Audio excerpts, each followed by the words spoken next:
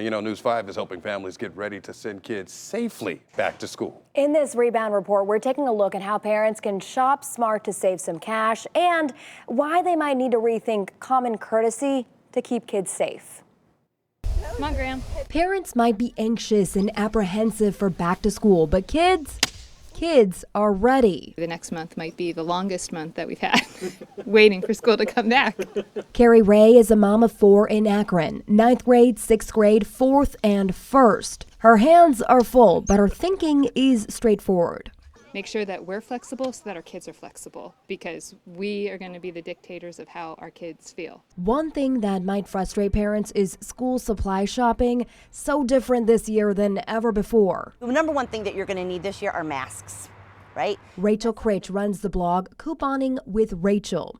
She says every store has masks readily available now at all price points, from bulk buys on Amazon to mix and matching at Old Navy. Your neighbor down the street probably makes some homemade masks. So I think masks in general you'll be able to find a lot of. She also says to look for what are called loss leaders to save some cash on common things on the supply list. Loss leaders are a drastically reduced item that you can buy just about every week at every store, and they're usually about 5 to 10 of these. For instance, like 25-cent Crayola crayons, or maybe a 5-pack of glue sticks. If you have your list and you shop those loss leaders specifically over the next 3 or 4 weeks, you'll be able to stock up at better prices. As for where to buy, Rachel says the big names have the best deals.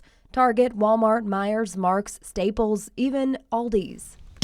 For Carrie and her kids, back to school also means practicing things that aren't on the supply list. Constant hand washing at home so they're ready in class.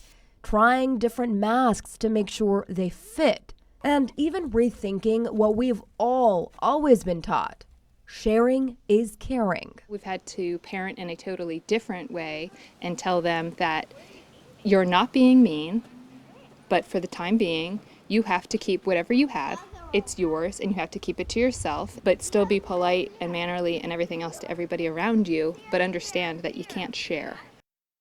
Learning curve for everybody. And when it comes to things like disinfectant wipes and sanitizer, several districts in Northeast Ohio tell News 5 they hope parents can contribute, but they understand if you can't.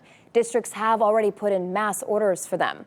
As for Cleveland Public Schools, we know students will learn remotely for the first 9 weeks of school. Then whether kids return to the classroom will depend on Ohio's public advisory alert system. If kids return, they'll be given an orientation to help them acclimate on changes like new restroom rules, hand sanitizing stations, plus new floor markings. The district will also provide students with PPE when they go back.